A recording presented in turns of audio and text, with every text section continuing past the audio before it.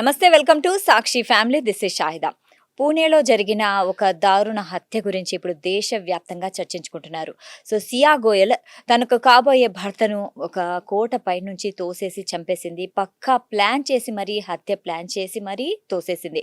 అయితే ఇప్పుడు ఎందుకు పెళ్లి వద్దు అంటే సరిపోతుంది, పెళ్లి వద్దు నాకు ఇష్టం లేదు అంటే ఆగిపోయే ఈ బంధం దారుణ హత్య వరకు ఎందుకు వెళ్ళింది? సో ఈ అంశం గురించి మనం మాట్లాడుకుందాం. ఈరోజు మనతో పాటు ఉన్నారు ప్రముఖ సోషల్ యాక్టివిస్ట్ సంధ్య గారు. నమస్తే మేడం. నమస్తే. మేడం ఇప్పుడు చూసుకుంటే పూణేలో జరిగిన ఆ హత్య కేసు ఏదైతే ఉందో సియా గోయల్ చేసిన హత్య కేసు, దీన్ని మీరు ఎలా చూస్తారు? ఒకటండి, మగవాళ్ళ పెత్తనం ఆడవాళ్ళ మీద వద్దు, ఆడవాళ్ళని హింసించొద్దు, ఆడవాళ్ళ మీద దాడులు చేయొద్దు అంటే దాని అర్థం మగవాళ్ళ మీద చేయవచ్చు అని ఎంత మాత్రము కాదు. హత్య ఎవరు చేసినా తప్పే. ఎవరు అడ్డు తొలగించుకోవాలైనా తప్పే, అబ్బాయి అయినా తప్పే. ఎవరు అడ్డు తొలగించుకోవాలని చూసినా తప్పే. అట్లాగే ఇవాళ కుక్క మనిషిని గరిస్తే మనకు వార్తే కాదు, కానీ మనిషి కుక్కను గరిస్తే వార్త అవుతుంది. ఖచ్చితంగా అది పెద్ద వార్త. అట్లా తయారైంది. ఇవాళ భారతదేశంలో ఎంతమంది స్త్రీలు రకరకాలుగా పెళ్ళిళ్ళు కాకుండా పెళ్ళిళ్ళు అయ్యి, చిన్నపిల్లలు, పెద్ద పిల్లలు, టీన్స్లో ఉన్నవాళ్ళు, అడాలసెంట్స్ పెళ్లి కోసం ఎదురు చూస్తూ బాయ్ ఫ్రెండ్స్తో గర్ల్ ఫ్రెండ్స్గా చనిపోయిన వాడు చూస్తే వాళ్ళ సంఖ్య చాలా ఎక్కువ. మనకు అది వార్తే కాదు, దాన్ని మనం పట్టించుకోం. కానీ ఎక్కడైనా ఆడవాళ్ళు చేసినప్పుడు అది పెద్ద వార్త అవుతుంది, సంచలన వార్త అవుతుంది. కానీ ఇక్కడ ముందుగా మనం మాట్లాడుకోవాల్సింది, ఈ అమ్మాయి అయినా తన కుటుంబానికి చెప్పి నేను ఇతను ఇష్టపడను, నాకు అవసరం లేదు అని గట్టిగా చెప్పేసి ఉంటే అయిపోయేది. కానీ స్త్రీల వ్యక్తిత్వాలను గుర్తించే సమాజం కాదు ఈ సమాజం. ఈమె చంపితే తప్పని ఎంత గట్టిగా ఖండిస్తుందో అంతే గట్టిగా ఆడపిల్లలకి సహచరుని ఎంపిక చేసుకునే స్వేచ్ఛ ఉంది అని అంత గట్టిగా చెప్తారా? ఇప్పుడు అమ్మాయి చంపింది అయ్యో చంపిందని ఇది పెద్ద సంచలనంగా మాట్లాడుతున్న మీడియా కానీ సమాజం కానీ, అమ్మాయికి భర్తని ఎంపిక చేసుకునే హక్కు ఉంది, జీవన సహచరుడిని ఎంపిక చేసుకునే హక్కు ఉందని అంత గట్టిగా ఎందుకు మాట్లాడారు? అంటే వాళ్ళ ఫ్యామిలీ మెంబర్స్ కలగజేసుకునే ఇష్టం ఉందా లేదా అని కనుక్కోలేకపోయారు అంటారా? ఉండాలి కదా. అమ్మాయి నాకు మొదటి నుంచి ఇష్టం లేదని చెప్తోంది కదా. అంటే ఇలాంటి హత్యలు జరగకుండా ఉండాలి, ఈ అడ్డు తొలగించుకోవడాలు ఆడపిల్లలు చేయకూడదు అనుకుంటే ఫస్ట్ వాళ్ళ జీవన సహచరులని ఎంపిక చేసుకునే హక్కు, అంటే ఎంపిక హక్కు, right to have select their life partner అనేది వాళ్ళకు ఉండాలి. దానికోసం చర్చ జరుగుతోందా అని అడుగుతున్నా. నా ప్రశ్నకి మీరు ఆలోచించండి. ఇప్పుడు అమ్మాయి అట్లా చంపడం తప్పు, అందులో ఇక నిర్ద్వంద్వంగా ఖండించాలి ఆ హత్యల్ని. కానీ అదే సమయంలో అమ్మాయికి తన భర్త ఈ భర్త నాకు వద్దు, నాకు ఏదైతే మీరు సెలెక్ట్ చేశారో అతను నాకు వద్దు అని చెప్పే స్వేచ్ఛ అమ్మాయికి ఎందుకు లేదు? అమ్మాయికి ఆ స్వేచ్ఛ ఉండాలా లేదా? అండ్ ఆల్సో మనం కొన్ని వార్తా కథనాల్లో మనం వినింది ఏమంటే, అమ్మాయి నేను నా కుటుంబానికి ఇతను వద్దు అని చెప్పే కంటే అతన్ని చంపేయడం చాలా ఈజీ అది ఆ విషయం మాట్లాడతా. ఈరోజు మనం మొత్తం క్రిమినలైజేషన్లో బతుకుతున్నాం. రోజు అనేక రకాల హత్యలు, అన్నిటికీ చంపు సావు రెండే. అయితే చావు, ఆత్మహత్య చేసుకో, లేకపోతే చంపు, రెండు పెరిగినాయి. చావడాలు చంపడాలు తప్ప మరో పరిష్కారం లేదు అన్నట్లుగా సమాజం తయారైంది. అంటే చాలా క్రిమినలైజేషన్ పెరిగింది. ఈ క్రిమినలైజేషన్ ప్రభావం ఆడవాళ్ళ మీద ఉండదు అనుకుంటే అది భ్రమ. మనం పొద్దున్న లేస్తే అన్ని హత్యలే చూస్తున్నాం. తల్లిదండ్రుల్ని పిల్లలు చేస్తున్నారు, పిల్లల్ని తల్లిదండ్రులు చేస్తున్నారు, పిల్లల్ని చంపి ప్రియులతో పోతున్నారు, లేదా పిల్లల్ని వదిలేసి భార్యని చంపి పిల్లల్ని చంపి ఇంకో ఆడదాన్ని తీసుకుని పోతున్నాడు. ఇవి రోజు జరుగుతున్నాయి. అంటే లాట్ ఆఫ్ క్రిమినలైజేషన్. ఇంత తీవ్రమైనటువంటి నేరాలు మానవ సంబంధాల్లోకి వచ్చేసినాయి. అన్ని మానవ సంబంధాలు కూడా హింసలో మగ్గిపోతున్నాయి. కాబట్టి మానవ సంబంధాల్లో మానవీయ విలువలు లోపించి మానవ సంబంధాల్లోకి హింస చొచ్చుకుని వచ్చాక ఆ హింసలో ఆడవాళ్ళు భాగం కారా నేను అడిగేది. అంటే అక్రమ సంబంధాలే కావచ్చు, హత్యలే కావచ్చు, ఆత్మహత్యలే కావచ్చు, ఆడవాళ్ళు ఎందుకు భాగం కాకుండా ఉంటారు? మనం ఎందుకు కారు అని అనుకోవద్దంటే, అసలు ఎక్కడ చూసినా ఇదే నడిచినప్పుడు అదే పరిష్కారం వాళ్ళకు కూడా కనపడుతుంది. ఇది మగవాళ్ళకి ఇప్పటి వరకు పరిష్కారాలుగా కనపడ్డాయి.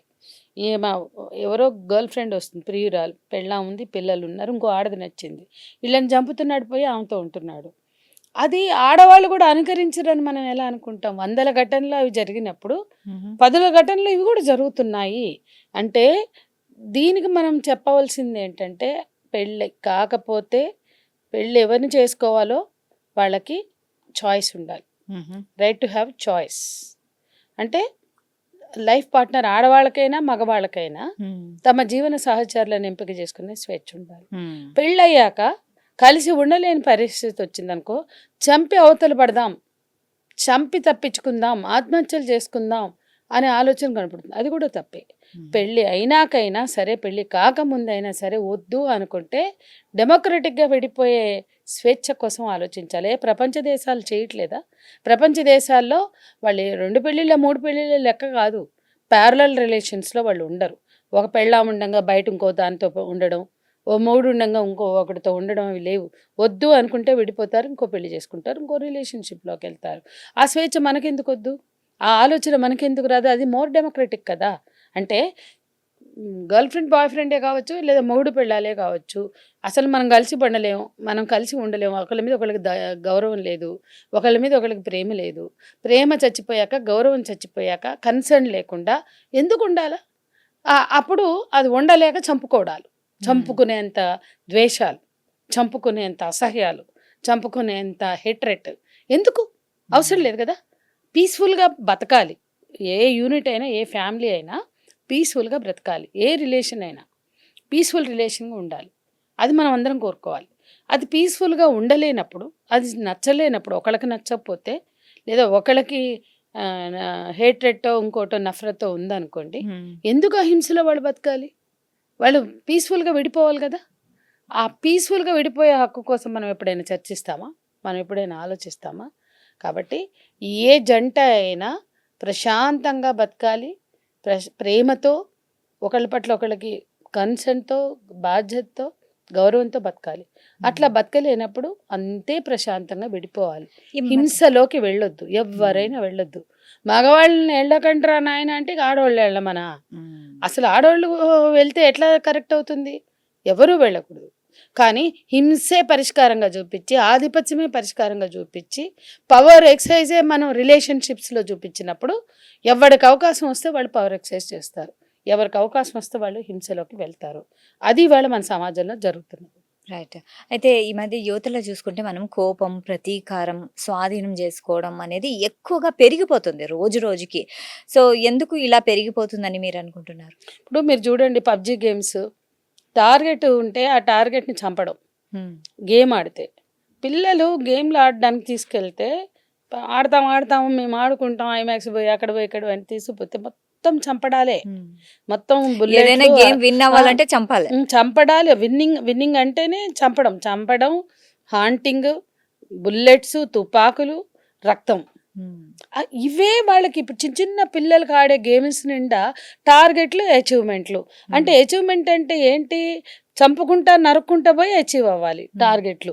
అందుకని నేనేమంటున్నా సో వాళ్ళు రియల్ లైఫ్ లో కూడా అట్లా అదే లైఫ్ గా చూస్తున్నారు. ఇప్పుడు ఈ జనరేషన్ కి చంపడము చావడం ఒకటే.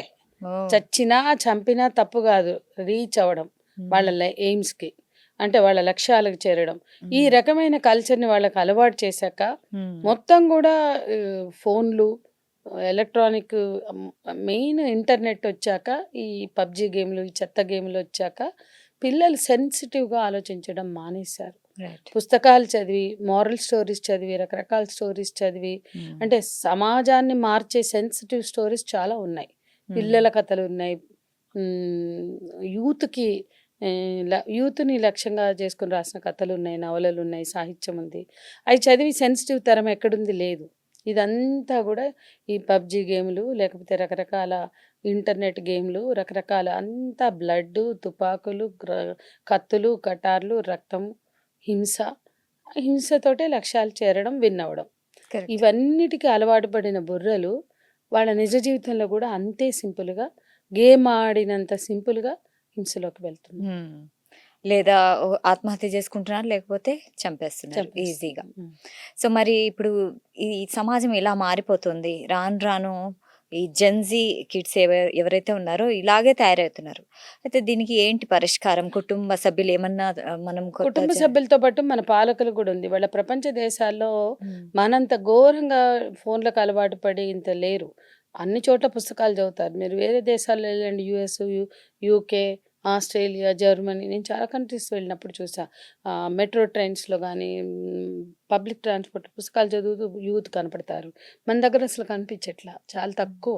సో బుక్ పుస్తకాలు. రీడింగ్ అనేది వాళ్ళు ట్యాబుల్లో కూడా చదువుకుంటూ పోతారు, నిలబడి కూడా. నిలబడి బ్యాగులు ఉంటే ట్యాబ్ తీసి చదువుతారు, లేదా బుక్ తీసి చదువుతారు. నేను న్యూయార్క్లో చూశాను, చాలా సిటీస్లో చూశాను, చాలా కంట్రీస్లో చూశాను. మనకు అసలు పుస్తకాలు చదివే సంస్కృతి పోయింది. రెండోది ఏంటంటే, మనం కూడా అసలు జియో ఫ్రీగా ఇచ్చాం, రిలయన్స్ వాడు ఎదగాలి అనే మన పాలకులకి లక్ష్యం ఉంటుంది. అరే రిలయన్స్ వాడు ఎన్ని కోట్లు సంపాదిస్తాడా, దాని ఇనాగ్రేషన్కి షేక్ హ్యాండ్లు ఇచ్చి వాళ్ళని ఎట్లా పెంచుదామా అని పాలకులకి, ప్రధానమంత్రికి ఉంటుంది. కానీ అసలు ఈ జియో అనేది ఊరూరా తీసుకెళ్తే, ఇంటింటికి తీసుకెళ్తే, అవసరం ఉన్నా లేకున్నా వాడికి అలవాటు చేస్తే, వాడు ఆ ఇంటర్నెట్కి, ఫోన్ కల్చర్కి వాడు బలవుతాడా లేదా అని పాలకులకు ఉందా? సింగపూర్లో, మలేషియాలో మహతీర్ మహమ్మద్ గవర్నమెంట్ ఇంటర్నెట్ వచ్చిన కొత్తలో, నెట్ కల్చర్ వచ్చిన కొత్తలో, ఈ ఫోన్ వస్తే భయపడిపోయి మొత్తం బ్యాన్ పెట్టేసి ఆ దేశంలోకి అవి రాకుండా ఆపారు. చైనాలో రావు, సింగపూర్లో కంట్రోల్ ఉంది, మలేషియాలో కంట్రోల్ ఉంది. ఇవన్నీ ఆధునికత కూడా అభివృద్ధి చెందుతున్న ఆసియా దేశాలే కదా. ఇవన్నీ కూడా ఏషియన్ కంట్రీసే కదా. ఈ కంట్రీస్ కొరియా కానీ, జపాన్ కానీ, ఆ జపాన్ ఆధునికతలో ఎక్కడైనా వెనకబడి ఉందా? అక్కడ కుటుంబాలు ఎట్లా ఉన్నాయి, కుటుంబ సంబంధాలు ఎట్లా ఉన్నాయి, పుస్తకాలు ఎట్లా చదువుతున్నారు, మనం ఏం చేస్తున్నాం అంటే పొద్దున్న లేస్తే సనాతన ధర్మం వల్లించడం కాదు. ఇవాళ యూత్కి మనం ఏం చేస్తున్నాం? భారతదేశంలోకి ఇంటర్నెట్లో ద్వారా ఫోన్ కల్చర్ రాకుండా ఆపడం ఈ భారత పాలకుల చేత కదా. ఇన్ని దేశాలు ఆపుకుంటున్నాయి కదా, మనం ఎందుకు ఆపుకోలేకపోతున్నాం? ఇప్పుడు ఏషియన్ కంట్రీస్, చైనా డెవలప్ కాలేదా, జపాన్ కాలేదా? అసలు వాళ్ళ టెక్నాలజీ ఎక్కడ, మనం ఎక్కడ? అంత టెక్నాలజీ అభివృద్ధి చెందిన దేశాల్లో కుటుంబాలు బాండింగ్తో ఉన్నాయా లేవా? మనం ఎందుకు చెడిపోతున్నాం? పొద్దున్న లేస్తే భారతీయ సంస్కృతి, పొద్దున్న లేస్తే సనాతన సంప్రదాయాలు, సనాతనం వల్లించే మన ముఖాలు ఇంత హింసలోకి ఎందుకు వెళ్తున్నాయి? మనకెందుకు వచ్చి పడుతుంది ఫోన్ కల్చర్? మనకెందుకు వస్తుంది ఇంటర్నెట్ నుంచి వచ్చే వైలెంట్ కల్చర్? ఇది ఎప్పుడైనా మనం మాట్లాడామా, చర్చించామా? పాలకులు ఆలోచించారా? దీన్ని నియంత్రించారా? ఖచ్చితంగా ఒక విధానం ఉండాలి, ఒక పాలసీ ఉండాలి. ఈ ఫోన్ కల్చర్ అయినా, ఈ వైలెంట్ కల్చర్ అయినా, ఈ హింసా ప్రవృత్తిని పెంచే ఈ గేమ్స్ అయినా, ఇవి ఈ దేశంలోకి రాకుండా నియంత్రించాల్సిన బాధ్యత పాలకులకు ఉంది. పౌర సమాజానికి కూడా అంతే ఉంది, కుటుంబానికి ఉంది, పిల్లల్ని ఎట్లా తీర్చిదిద్దాలి, పిల్లల్ని ఎట్లా పెంచాలి. పిల్లలు ఐటీ సెక్టార్లో లక్షలు సంపాదించే ఉద్యోగాలు తెచ్చుకుంటారా లేదా చూస్తున్నాం, కానీ వాళ్ళు ఏ ఫోన్కి ఎక్స్పోజ్ అవుతున్నారు, వాళ్ళు ఏమవుతున్నారు అనేది చూడాల్సిన బాధ్యత తల్లిదండ్రులకు కూడా. Right. Okay, thank you so much madam. ఎందుకంటే ఈ సమాజంలో మనము ఇలాంటి విషయాలు చర్చించడం చాలా చాలా అవసరం. ఎందుకంటే జెన్జీ తప్పుదోవ పడుతుంది అని మనము కొంచెం డీటెయిల్గా తెలుసుకున్నాము. అండ్ దీనికి పరిష్కార మార్గాలు కూడా చాలా మంచిగా చెప్పారు. Thank you so much for your valuable time. Thank you so much. So చూసారు కదా, ఇది ఇవాల్టి కార్యక్రమం. మరో కార్యక్రమంలో మళ్ళీ కలుద్దాం. అంటిల్ దెన్ కీప్ వాచింగ్ సాక్షి టీవీ.